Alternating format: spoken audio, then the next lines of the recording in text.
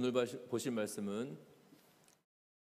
말씀은 제가 가지고 있는 성경 구약 성경 567면에 열왕기하 4장 38절부터 44절 말씀까지를 제가 한 절 읽고 여러분들 한 절 읽고 교독하여 읽도록 하겠습니다. 열왕기하 4장 38절부터 44절 말씀까지를 제가 한 절 읽고 여러분들 한 절 읽고 교독하여 읽도록 하겠습니다. 엘리사가 다시 길갈에 이르니 그 땅에 흉년이 들었는데 선지자의 제자들이 엘리사의 앞에 앉은지라. 엘리사가 자기 사환에게 이르되 큰 솥을 걸고 선지자의 제자들을 위하여 국을 끓이라 하매 한 사람이 채소를 개러 그것에서 떡을 따서 자라게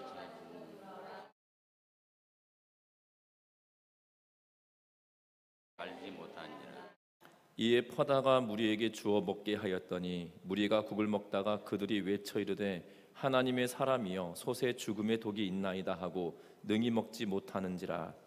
엘리사가 이르되 그러면 가루를 가져오라 하여 솥에 던지고 다가 무리에게 주어 먹게 하니 솥 가운데 독이 없어지니 한 사람이 바알 살리사에서부터 와서 처음 만든 떡 곧 보리떡 20개와 또 자루에 담은 채소를 하나님의 사람에게 드린지라.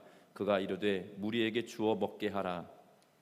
사환이 이르되 내가 어찌 이것을 100명에게 주기. 저는 또 이르되 무리에게 주라. 여호와의 말씀이 그들이 읽습니다. 그가 그들 앞에 주었더니 여호와께서 말씀하신 대로 먹고 남았더라. 아멘. 우리 서로 인사 나누고 말씀 나눕니다. 사랑하고 축복합니다. 제가 말씀 준비를 하면서 이 기사를 읽다 보니까 너무나도 재미있는, 아니 재밌다기보다도 옛 추억을 이렇게 상기시키는, 그 추억이라고 말하기도 좀 그런데요. 하여튼간에 뭔가 그냥 생각하면 그럴 때가 있었지라는 생각이 드는 그런 글귀가 있었는데요. 뭐라고 기록하고 있냐면 이렇게 말합니다. 간식이 귀했던 시절이 기억납니다. 그땐 왕 눈깔 사탕 하나 손에 쥐면 천하를 얻는 겁니다. 참 대단했습니다. 동네 아이들은 간절한 눈빛으로 삥 둘러섭니다. 한 번씩 빨아먹고 해주길 얼마나 기다렸는지 모릅니다. 전 이 대목 읽으면서 혼자 굉장히 킥킥대면서 웃었는데요. 이게 상상이 되는 거예요. 그 눈가사탕 입에다 물고 내가 한번 빨고 옆에 있는 친구들 한 번씩 빨아주면서 그랬던 기억들이 저도 있었거든요. 뭐 친구들하고는 아니지만 여동생하고 남동생하고 어렸을 때 이렇게 먹고 나 한 번 먹고 동생 한 번씩 주고 했던 기억들이 납니다. 그 혼자 킥킥댔던 기억이 나는데요. 그리고 이렇게 또 기록합니다. 그땐 껌도 쉽게 버리는 것이 아니었습니다. 우선 단물부터 빨고 먹고 어디에 붙여놓고 있다가 다시 떼서 씻곤 했습니다 라고 하는데, 저희 어렸을 때 그랬거든요. 우리는 이렇게 하잖아요. 벼랑박이라고 하잖아요. 그러면 안 되는데 이 기사를 다시 볼 때마다 웃겨가지고 죄송합니다. 이 벽에다 붙여놓고 또 떼서 먹고 그랬던 기억이 나는데, 그때 어렸을 때 생각이 새록새록 나는 거예요. 근데 지금이야 생각하면 추억이고 웃음거리지만 그때 살 때는 참 얼음부터 왜 이러지? 웃으면 안 되는데 제가 빵 터지면 이게 잘 멈춰지지가 않아서 죄송합니다.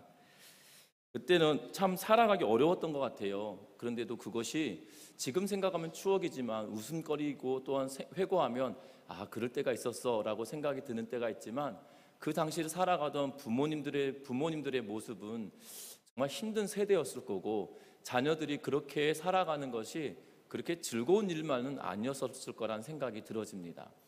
분명한 것은 그 세대를 살아갔던, 분명히 제가 어릴 적이지만 제가 어릴 적의 그러한 상황이 모든 사람들에게 공통적인 저희 어릴 때의 상황이 아니었던 것 같아요.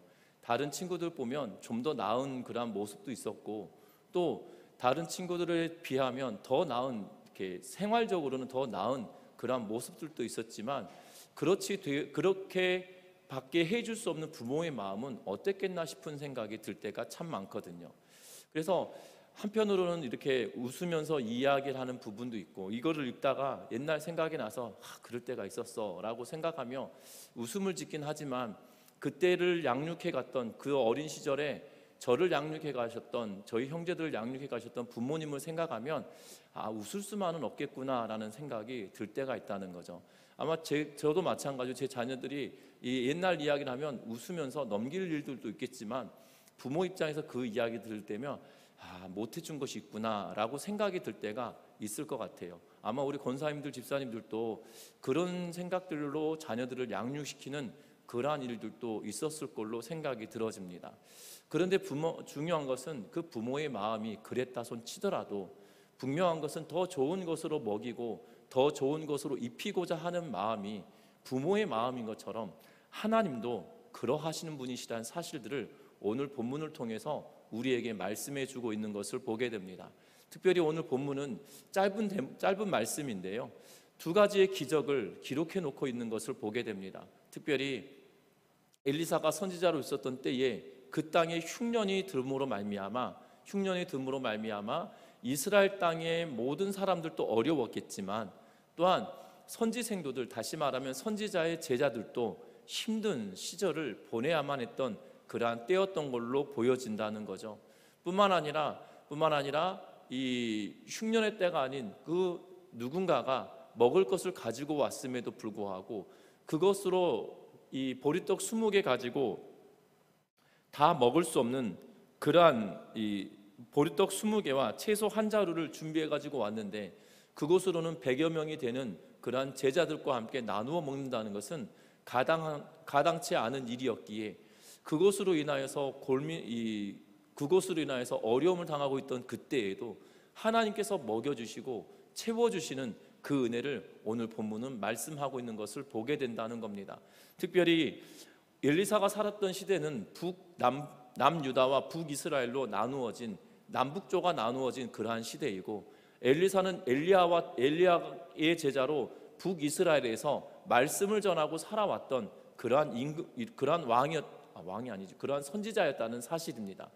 분명한 것은 오늘 성경은 북이스라엘 땅에 중심을 두고 있는데 북이스라엘의 태동은 하나님에 의하여서 선지자로 인하여 북이스라엘이 여로보암에게 10개의 지파가 주어졌음에도 불구하고 그 여로보암이 어떠한 죄를 짓게 되냐면 금송아지를 만들어서 단과 베델에 두고 이들이 너희를 우리의 하나님이다 라고 이야기하며 하나님을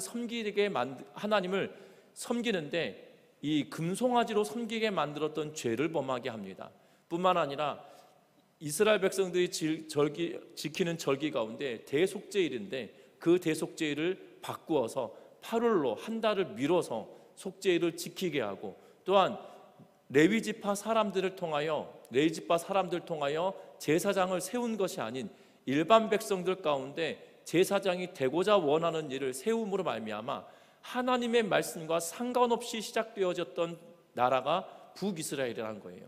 하나님의 선지자에 의해서 나라가 나누어지고 그에게 나라를 주었고, 다윗처럼 하나님을 섬긴다라면 너의 대대손손 왕이 이루어질 거다라고 말씀하셨음에도 불구하고 왕이 되고 난 이후에 하나님으로부터 등을 찌고 자기 뜻대로 살아가고 있는, 그리고 그 이후에 태동이 그렇게 되었기 때문에 북이스라엘에서는 하나님의 마음에 합한 왕이 한 번도 나오지 않았던 것들을 보게 된다는 거예요. 그렇다면 북이스라엘에서는 선지자의 삶은 녹록한 삶이 아니었을 것입니다.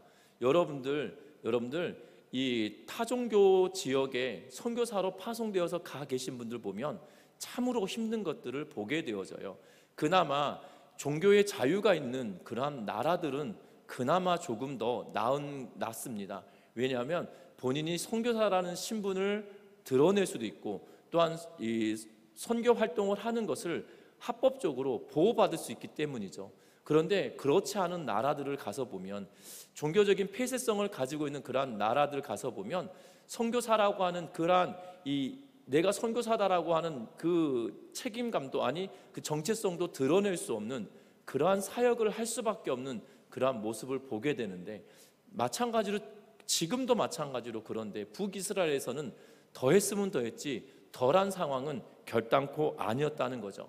그런 상황임에도 불구하고 하나님이 그들을 지키시고 인도하여 주시는 하나님의 놀라우신 모습을 보면서 저와 여러분들도 믿음의 길을 온전하게 살아내므로 우리의 아버지이신 하나님께서 나를 지키시고 인도하여 주실 것을 믿고 나아가는 은혜가 있기를 주의 이름으로 부탁드립니다. 오늘 먼저 본문의 내용은 38절부터 41절 말씀까지 통해서 보면 이렇게 기록합니다. 우리 38절부터 41절 말씀까지 같이 읽어보겠습니다. 엘리사가 다시 길갈에 이르니 그 땅에 흉년이 들었는데 선지자의 제자들이 엘리사의 앞에 앉은지라. 엘리사가 자기 사환에게 이르되 큰 솥을 걸고 선지자의 제자들을 위하여 국을 끓이라 하매 한 사람이 채소를 캐러 들에 나가 들포도 넝쿨을 만나 그것에서 들호박을 따서 옷자락에 채워가지고 돌아와 썰어 국 끓이는 솥에 넣되 그들은 무엇인지 알지 못한지라. 이에 퍼다가 무리에게 주어 먹게 하였더니 무리가 국을 먹다가 그들이 외쳐 이르되 하나님의 사람이여 솥에 죽음의 독이 있나이다 하고 능히 먹지 못한지라. 엘리사가 이르되 그러면 가루를 가져오라 하여 솥에 던지고 이르되 퍼다가 무리에게 주어 먹게 하라 하매 이에 솥 가운데 독이 없어지느니라. 아멘. 오늘 성경에 보니까 이런 이야기를 합니다. 길갈에 이르렀습니다. 근데 그때 흉년이 들었다라고 성경은 이야기하고 있는 것을 보게 됩니다. 엘리사는 북이스라엘의 여러 지역을 순회하면서 복음을 전하고 말씀을 전했던 걸로 보여집니다. 그러던 중에 길갈에 왔다라고 이야기하고 있고 또한 이 길갈은 그가 순회하는 도시들 가운데 하나로 보여집니다. 뿐만 아니라 이 엘리사뿐만 아니라 엘리야 때도 마찬가지로 엘리야가 길갈에서부터 이동하여서 베델에까지 가고 또한 베델뿐만 아니라 요단까지 가서 또한 여리고까지 가고 요단까지 가서 승천하였던 그러한 내용은 우리가 이미 알고 있는 그러한 본문이기도 합니다. 이처럼 순회하면서 돌아다녔던 그 도시 가운데 지역 가운데 하나인데 그곳에 방문하였을 때 그 땅에 심한 기근이 있었던 걸로 보여지고 흉년이 들었다라고 이야기하고 있는 것을 보게 됩니다. 그래서 선지자의 제자들이 지금 선생이 왔기에 그 앞에 다 앉아 있는 그러한 상황인 거죠. 그런데 이 본문을 읽어보면 어떤 상황인 것처럼 보여지냐면 마치 형편이 어려운 가정에 먹을 것을 구하러 나갔다가 돌아온 아버지가 돌아왔는데 그 앞에 앉아 있는 자녀들의 모습과 같은 그러한 양태인 것처럼 보여져요. 다시 말하면 엘리사가 왔는데 모든 선지자의 제자들이 엘리사 앞에 와서 엘리사만 바라보고 있는 거죠. 왜냐하면 기근이었고 먹을 것이 없는 그러한 때였다는 사실이에요. 여러분들 이미 아시다시피 북이스라엘은 태동부터 하나님을 섬기는 것으로부터 멀어졌던 그러한 나라였고 또한 선지자들뿐만 아니라 제사장들도 레위 사람들이 아니었기 때문에 레위 지파의 사람들조차도 힘겨운 삶을 살아갈 수밖에 없는 형편이었을 걸로 추정되어지고 있다는 거죠. 뿐만 아닙니다. 게다가 선지자, 다시 말하면 하나님을 섬기는 선지자예요. 바알과 아세라를 섬기는 제사장이나 선지자가 아닌 하나님을 섬기는 선지자들이기 때문에 더했으면 더했지 덜하지 않은 그러한 궁핍함이 그들에게 있던 걸로 보여진 상황입니다. 그런데 엘리사 앞에 딱 왔을 때 엘리사만 바라보고 있는 그러한 상황에 엘리사가 할 수 있는 것은 다른 것이 없던 거예요. 그와 함께 하고 있던 사환에게 뭐라고 말합니까? 큰 솥을 걸고 그곳에 국을 끓이라라고 이야기하고 있는 것을 보게 되죠. 정말 엘리사는 본인이 할 수 있는 최선의 것으로 그들을 먹이려고 하고 있는 그러한 모습을 보게 된다는 겁니다. 그래서 그 중에 한 사람이 나가서 채소를 구하러 나갔습니다. 때마침 들포도 넝쿨을 만나게 되고 들호박까지도 만나서 옷자락에다 다 채워가지고 돌아와 국을 끓이고 있는 그런 모습을 보게 됩니다. 그런데 그 다 끓여서 나눠 먹었더니 먹자마자 어떠한 상황이 벌어지냐면 이 속에 독이 있다라고 하면서 먹을 수 없다라고 이야기하자 정말 난감한 상황에 이른 거잖아요. 엘리사는 선한 의도로 국을 끓이고 먹을 것을 나누어 주려고 했음에도 불구하고 갑작스러운 독으로 인하여 그들이 알지 못했던 독으로 인하여 고통받고 죽을 수밖에 없는 상황이 되어졌다는 거죠. 때마침 가루를 넣으라라고 이야기하면서 그것을 회복시키고 있는 그러한 모습을 보게 된다는 겁니다. 어찌 보면 이 상황 자체만으로 보면 이 말씀 자체로 기록된 말씀 자체로만 보면 이 안에 어떠한 하나님을 우리가 찾아볼 수 있을까라는 생각이 들 수 있을 것 같은데요. 분명한 것은 하나님께서 우리를 보호하시고 지키시는 하나님이신 것을 우리는 볼 수 있다는 거예요. 독이 든 국을 먹었던 사람들이 죽었다라고 하는 기록은 오늘 본문에 기록하지 않고 있어요. 맛을 보고 죽음의 독이 있나이다 라고 하면서 능히 먹지 못하였다, 먼저 맛본 그 사람이 독이 있다라고 이야기하며 말하자 그 누구도 먹지 않았던 그러한 상황이었던 거죠.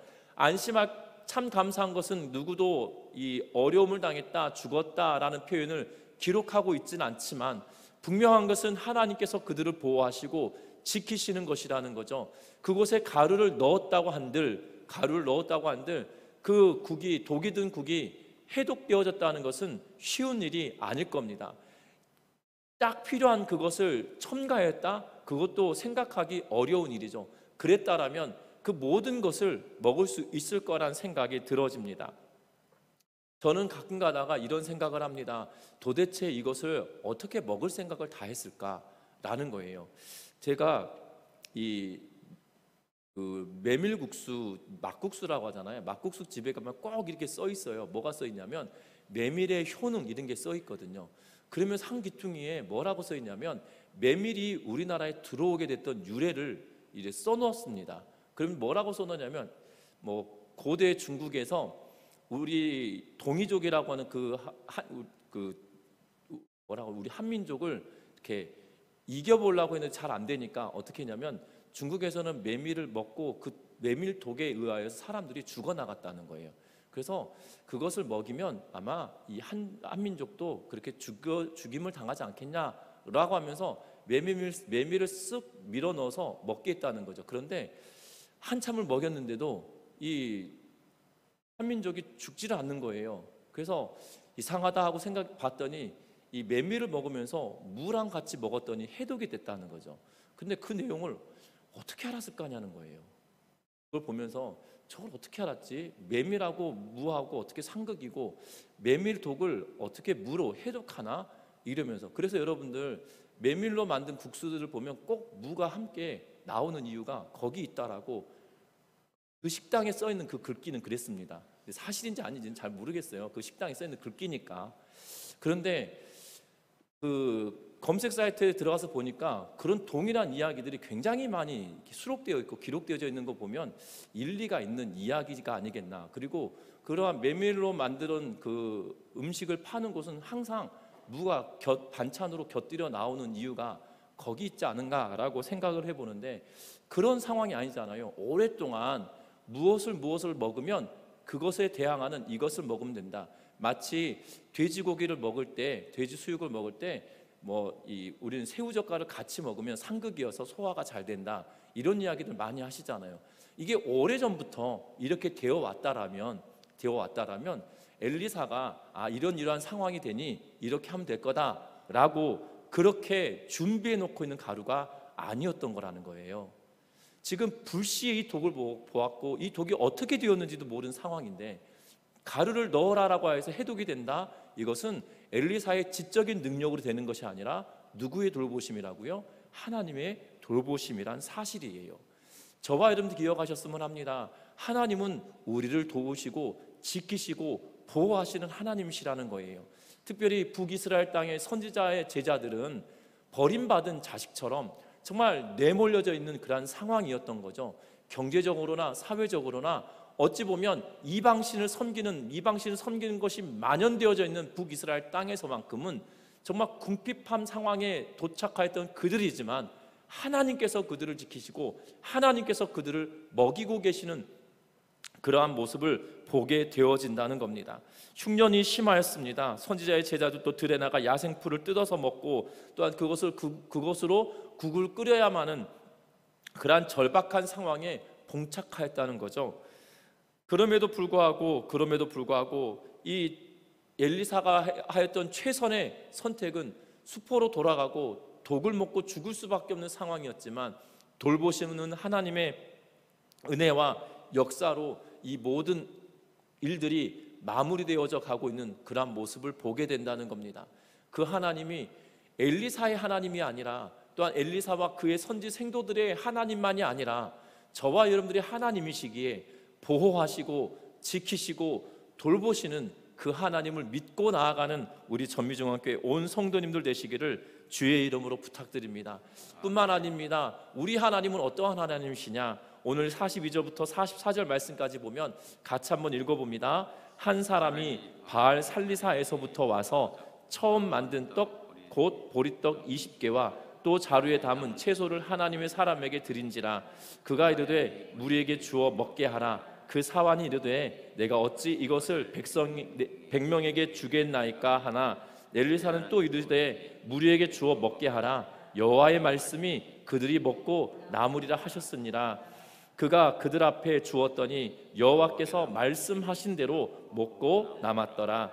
아멘. 한 사람이 선지자와 그의 제자들을 위하여 보리떡 20개와 채소, 자루에 담은 채소를 가지고 왔다라고 성경은 이야기하고 있는 것을 보게 됩니다. 그런데 이 양으로 궁핍하였던 그들에게 충분하게 먹을 수 있는 양이 되지 않았다는 거예요. 앞에서도 미리 배경처럼 설명하였는데요, 북이스라엘 태동은 하나님으로부터 시작된 태동이었으나 결국 여로보암이 하나님을 등짐으로 인하여서 북이스라엘의 태동은 이 하나님을 멀리하는 그러한 왕들이었고 그러한 시대를 살았고, 지금 엘리사가 살아와던 그때는 아합의 영향, 이세벨의 영향으로 인하여 지금 아합과 이세벨의 영향으로 바알을 섬기고, 심지어 바알뿐만 아니라 이방신에 몰입되어져 있는 그러한 상황인 것처럼 보여지고 있다는 겁니다. 그런데 이 한 사람이 추수하여서 이 떡을 만들어 오고 채소를 가지고 왔다라고 이야기하는데, 이 사람은 하나님을 섬기는 그러한 인물처럼 보여지나, 그런데 이 사람조차도 넉넉한 사람은 아니었던 걸로 보여진다는 거예요.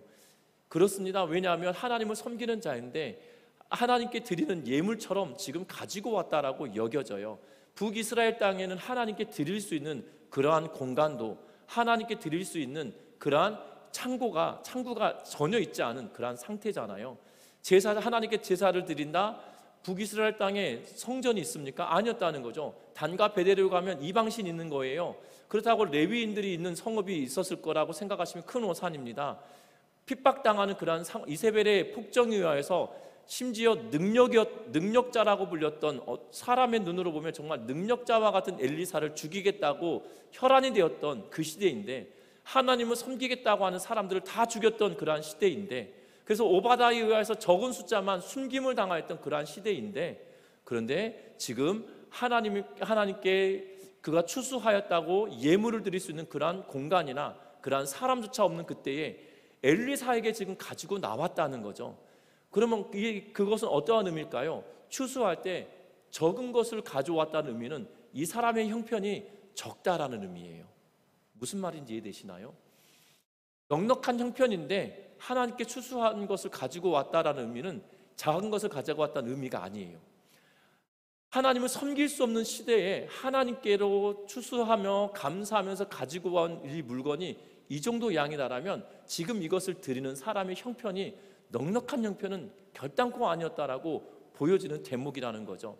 그런데 이것을 가지고 보리떡 20개와 자루에 담긴 채소를 가지고 뭐라고 이야기하냐면, 하나님의 사람에게 드렸더니 무리에게 주어 먹게 하라고 이야기합니다. 여러분들 기억하십니까? 뭘 기억하냐면, 우리 신약 성경에 딱 넘어가면 보리떡 5개와 물고기 2마리, 그리고 보리떡 7개와 물고기 2마리, 이 본문을 여러분들 기억하십니까? 이 보리떡 5개와 물고기 2마리 이렇게 이야기하면 어떤 설명이 항상 따라 붙냐면, 어린아이가 먹을 수 있는 점심 도시락 하나 정도밖에 되지 않는다라는 이야기를 여러분들 굉장히 많이 들으셨을 거예요. 왜냐하면 그 본문 자체가 이 오병이어의 사건에 어린아이가 드린 이 오병이어로부터 이 역사가 시작되기 때문이에요. 그러면 오병이어면 어린아이가 먹는 한 끼의 도시락이었다라면 20개의 보리떡은 몇 명이 먹을 수 있는 거예요? 어린이 4명이 먹을 수 있는 양이다라고 생각하시면 되겠죠. 근데 크기는 뭐 보리떡 20개라고 하였기 때문에 크기는 어떠한 것인지 모르겠으나 더 클 수도 있고 적을 수도 있기에 100명이 나누어 먹는다는 것은 쉬운 일이, 아니 거의 불가능하다고 생각하면 될 것 같아요. 우리는 콩 한 쪽도 나누어 먹는다라는 이러한 인심이 있지만 100명이 되는 사람이 보리떡 20개로 나누어 먹는다는 것은 쉽지 않은 일일 수도 있다는 거예요. 그래서 사환이 뭐라고 이야기하냐면 43절에 내가 어찌 이것을 100명에게 주겠습니까? 라고 지금 이야기하고 있는 것을 보게 되죠. 이것이 누구 코에 붙이겠냐라고 지금 따져 묻고 있는 상황인 거예요. 나눠주기 싫어서가 아니라 이것을 어떻게 나눠주냐라고 한탄하고 있는 거거든요. 분명한 것은 그럼에도 불구하고 뭐라고 엘리사가 이야기하냐면 여호와의 말씀이 이것을 나눠줘라, 그럼 먹고 남는 것이 있다라고 하나님이 말씀하셨다라고 지금 이야기하고 있다는 겁니다. 그러면서 이것을 나누어 줍니다. 그랬더니 정말 먹고 남음이 있었다라고 44절 말씀에 기록해 놓고 있는 것을 보게 된다는 거죠. 분명한 것은 우리의 하나님은 공급하시는 하나님이시라는 사실이에요. 사람들은 말합니다. 어떻게 이 작은 것으로 100명을 먹일 수 있어? 라고 이야기하지만 이 20개의 떡 보리떡으로 100명을 먹이게 하고 남았다는 사실이죠. 왜냐하면 그 하나님은 공급하여 주시는 하나님이시기 때문이라는 거예요. 공급하여 주신 하나님이셨기 때문에 그 하나님이 인간의 몸을 입고 이 땅에 오셔서도 마찬가지로 보리떡 5개와 물고기 2마리로 5,000명을 먹이고 장정 5,000명을 먹이고 남았다라고 성경은 이야기하고 있는 것을 보게 되는데, 분명한 것은 공급하여 주시는 하나님이시기 때문에 가능하였다라는 사실입니다. 우리들의 삶도 마찬가지죠. 공급하시는 하나님이 우리와 함께 하시기에 때로는 되어지지 않을 것 같은 상황임에도 불구하고 하나님은 되게 만드시고, 될 수 없는 상황임에도 불구하고 되게 만드시는 하나님의 능력을 우리가 경험하고 살아봤다는 것을 기억하면서 그 공급하시는 하나님을 전적으로 믿고 의지하고 나아가는 우리 전미중앙교회 온 성도님들 되시기를 주의 이름으로 부탁드립니다. 우리의 힘으로 되는 것이 아니라 하나님의 능력으로 된다는 걸 기억하면서 공급하시는 하나님, 채워주시는 하나님, 돌보시는 하나님을 믿고 나아가는 우리 모두가 되시기를 주의 이름으로 부탁드립니다. 뿐만 아닙니다. 이 두 가지 사건을 통해서 돌보시는 하나님, 공급하여 주시는 하나님을 보았다라면 우리는 또 다른 하나님을 만나볼 수 있는데요, 그것은 다른 것이 아니라 공급하여 주시고 돌보아 주시는 하나님이시라면 우리가 그분을 전적으로 신뢰하고 의지할 수밖에 없는 분이시라는 사실을 우리는 알 수 있다는 거예요. 특별히 오늘 본문은 흉년의 때에 천 익은 보리와 채소를 가지고 있는 이 헌신을 붙들고 100명의 제자들을 먹였을 뿐만 아니라 솥을 걸고 국을 끓였는데 그 국이 독이 들어있다는 말을 통해 그곳에 가루를 집어넣음으로 해독시켜 그들의 먹을 것을 채워주셨던 그 하나님이셨다라면 분명한 것은 그 하나님은 우리가 의지할 대상이라는 사실이죠. 저와 여러분들 그 하나님을 의지할 하나님으로 신뢰하고 믿고 나아가는 은혜가 있으시기를 주의 이름으로 부탁드립니다. 우리는 명확하지 않은 것을 보고 명확하다고 여기며 그것을 의지할 때가 참 많습니다. 그런데 우리는 하나님을 생각할 때 명확하지 않은 하나님이라고 생각하지만 그분이야말로 명확한 하나님이시라는 거죠. 그래서 그 하나님을 우리가 의지할 바이고 그 하나님만 바라보고 나아가야 된다는 사실들을 기억하면서 저와 여러분들이 하나님을 의지하며 나아가는 우리 전미중앙교회 온 성도님들 되시기를 주의 이름으로 부탁드립니다. 결핍한 상황에서 풍요를 이루어갖고 죽음의 상황에서 생명으로 이끄신 하나님이시다라면 그분만을 의지하고 나아간다라면 더할 나위 없지 않겠습니까? 저와 여러분들이 세상에 눈을 돌리고 세상의 것들을 추구하며 그것을 바라며 살기 원하기보다도 죽음에서 생명으로 이끌어 가시고 궁핍함을 풍요로움으로 만드시는 그 하나님을 의지하여서 채워주시는 하나님을 더욱더 만나며 경험하는 우리 모든 성도님들 되시기를 주의 이름으로 부탁드립니다. 말씀을 맺으려고 합니다. 두려운 것도 많고 염려할 것도 태산 같은 그러한 시대를 살고 있습니다. 세상의 사람들의 가치와 눈으로 보면 우리는 어떻게 보면 궁핍한 상황이고 죽음으로 내몰려져 가고 있는 선지생도들과 다르지 않은 시대를 살고 있는 것이 우리들의 삶일 수도 있다는 거예요. 그러나 하나님은 우리를 죽음에서 생명으로 이끌어내실 뿐만 아니라 결핍과 궁핍에서 풍요로 이끌어 가시는 하나님이시라는 사실을 기억하면서 그 하나님 앞에 전심으로 나아가는 우리 전미중앙교회 온 성도님들 되시기를 주의 이름으로 부탁드립니다. 그래서 저와 여러분들의 삶이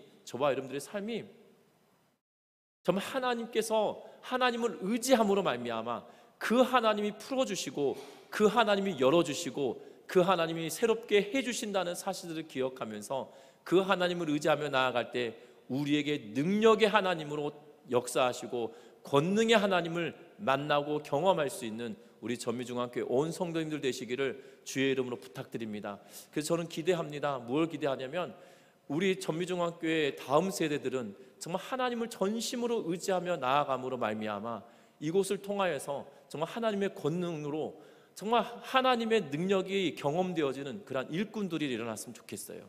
그래서 믿음으로 살아내었더니 하나님께서 물질의 복도 주시고 명예의 복도 주시고 하나님께서 하나님의 뜻대로 살아냈더니 하나님께서 길을 열어주심으로 말미암아 정말 하나님이 도우셨다라고 고백할 수밖에 없는 그러한 인물들이 이곳을 통하여 드러나고 나타나기를 고대하고 기도하면서 또한 우리 성도님들이 그러한 인물들 되시기를 주의 이름으로 축원합니다. 기도하겠습니다.